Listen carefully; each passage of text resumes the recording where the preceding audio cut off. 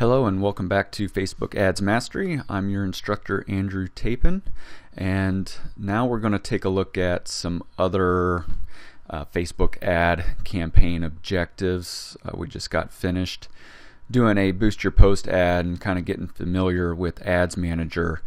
So now we want to take a look at the other options that we have available to us. But real quick before we do that, one thing I wanted to point out in the ad I use as an example for the Boost Your Post, this one, I didn't mention the 20% text rule that Facebook has in their ads. They want their ads and marketers to promote products that don't seem overly salesy or spammy. So to do that, they limit you to only 20% max text in this ad image.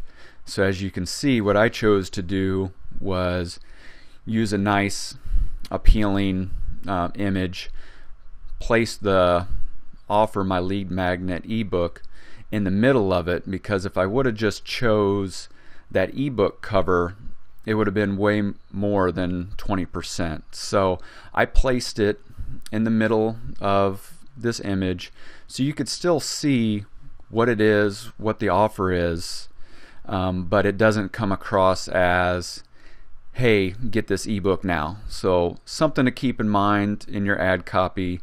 Most of the time when you upload an image into Ads Manager or even Power Editor, Facebook will give you a little warning that there's too much text in it.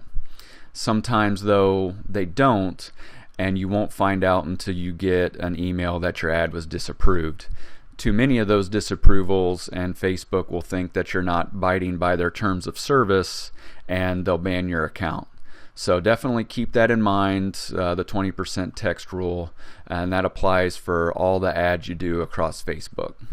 Alright, so now that we've got that fun stuff out of the way, let's take a look at some different campaign objectives. So for that one that I use an example, sure, Boost Your Post would be fine, but most likely I would probably run that to a send people to your website, otherwise known as clicks to website campaign. So here, instead of picking a post to boost, you're actually going to enter the URL you're wanting to promote. So again, we're going to use that lead magnet example I've been using. I'm going to copy and paste the URL into there, and what Facebook does, they actually see that it's a viable URL and they're pulling data from that URL that you're sending people to. So you can see they found it. Add a conversion pixel optional. Again, yes, I would do this for the lead magnet. I actually have this running on a different ad account, so I don't have a conversion pixel set up on this one.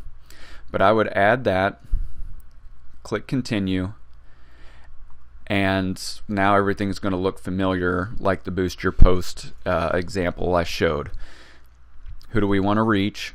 So we set our targeting just as before. We can choose a custom audience, set our ages, gender, input our interest just like before.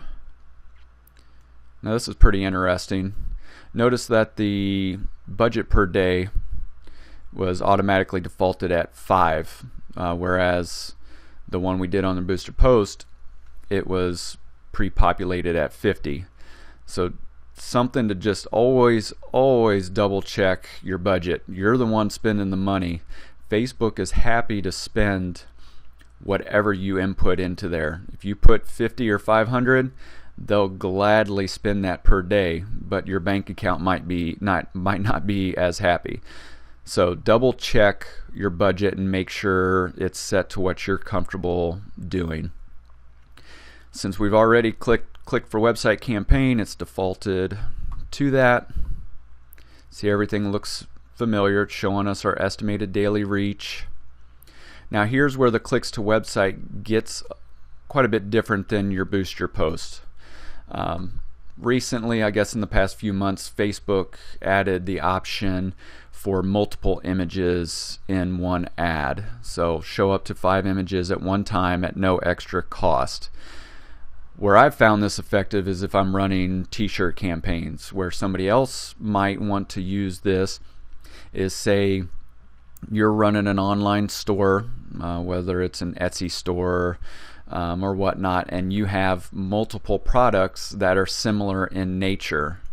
You can actually click multiple images in one ad, and Facebook will let you add those images with different links to them, so different destination URLs, and then when they're presented to people, they can then scroll through those different images, and if they see one they like versus another, they can click on that and it will take them directly to that product. The very last link in the multi-product ad would be a default URL. So let's say you have your 3 to 5 products set up in there, but if those don't really catch people's attention, you can have them sent directly to your general storefront. So it's very handy, very useful. It's a cost-effective way to present multiple products to people at one time. So definitely consider that. For this example, we're going to click it back to single image and make sure they still got my URL in there. Typically, when you input your URL in a click to website ad, Facebook will scour your URL for a default image, and that'll be the default image that shows up there. What you'll want to do is upload your own ad. Now, if you see this link saying free images, they actually pull images from Shutterstock that you can use. Now, just because they're available on Shutterstock doesn't mean they'll meet Facebook's terms of services. So I would definitely caution you against using those. They're there if you'd like. You can't actually download them. They're only available to use directly through Facebook ads. So make your own ads. That's going to be what is going to be relevant to your product or service, and click and drag them into there. Or if you've done it already, like you can see, there's the one I've been using as an example, and there it is right there. And now we see it on the ad. So as I mentioned before, if you're running an ad to desktop or mobile news feed, you do have to have a Facebook page associated with it. If you recall, I mentioned that if you're running a right-hand column ad, you don't. So let's remove desktop and mobile and just leave right-hand column. You'll notice that previously where it had me choose a Facebook page to associate with my ad, that has disappeared. So this comes in handy if, say, you're an affiliate marketer, internet marketer, and you're promoting somebody else's product that you don't actually have a website for. You can run these right-hand column ads without having your own website to run them to. So something to keep in mind. It's kind of handy, but for most of you, I imagine you'll have a Facebook page or pages that you'll be choosing to run your ads from. And again, just as the Boost Post ad, you have the option to add your conversion pixel. Let's add that desktop back in there, because one thing I want to point out that isn't available on the right-hand column ad that your desktop ads have is a nice handy call to action button. So this is really great for these clicks to website ads. So it tells the user what you want them to do. So Facebook gives you some choices for your call to action button: shop now, book now. Say you're a travel agent, you want people to book a trip or book a hotel, learn more, sign up, or download. So for this one, since I'm promoting my newsletter or a free download, I would choose either sign up or download. Might even run 2 different ads, one with the sign up call to action and one with download call to action, to see which one performs better. If you're selling something, physical product, t-shirt or whatever, click shop now and it'll just show you what that puts on there. So you're always going to have the like page button at the top right, because Facebook wants people to stay within Facebook, like the pages. It's all about the user experience. But in the bottom right, you have this nice handy shop now button. So keep that in mind. Use the appropriate one. Let's change that to sign up. That's a little more appropriate. And here, since we're not boosting a post, we can actually edit our ad copy right here. So our headline, top 30 social media tools. Again, these are defaulted from what Facebook finds on your web page.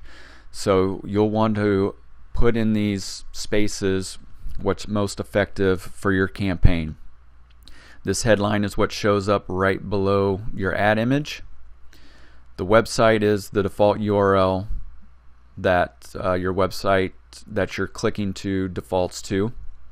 And the text is what goes above. So this is where you want to explain your offer. You don't want to be too wordy with it, but definitely explain your offer, what you want people to do. I also would put a call to action in here.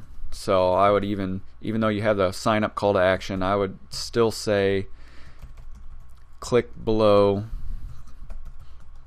to sign up and get your free report. Oh, that's a little too wordy, isn't it? So let's just do click below to sign up. So you need to be telling people what to do. That way they're going to be more likely to take action. So there's our clicks to website ad. If you scroll down, hit advanced options, this newsfeed link description, this goes below your headline. So again, you can explain the offer a little more in detail. You actually have more characters that you can use down here. Big thing to keep in mind is your landing page. So this is your landing page to match what your ad is. So Facebook will actually run some hits to the website that you add on there to make sure that your landing page is actually promoting what you're promoting on Facebook's platform. So if I have top 30 social media tools on here as a newsletter sign up free download, and my URL takes them to a page to buy the next latest and greatest course or product that's not even relevant to social media, they're most likely going to ban that ad and potentially ban my account because I am in direct violation of their terms of service. It also doesn't give the user much confidence in my marketing company because I'm being deceiving. So definitely do not be deceptive with your ad practices. And in the end, it'll pay off. Your customers, your potential customers will appreciate it. They'll come back. They'll have remembered a good experience with you. They'll be more likely to like your page, share your post, share your ad with other people, which is what you want. The more reach, the better. So again, just as before, place to order. It puts it in a review process, just the same as your boost your post. So that is a clicks to website ad. You do have the option for multiple images in one ad, so definitely something I would consider thinking about if that is viable to your product or service. If it is, try split testing a single and multiple images to see which performs better. It's the only way you're going to know which is better for your audience and your business. All right, so now let's move on and we'll take a look at a couple other ad options before we move into Power Editor. We'll see you soon. Thanks.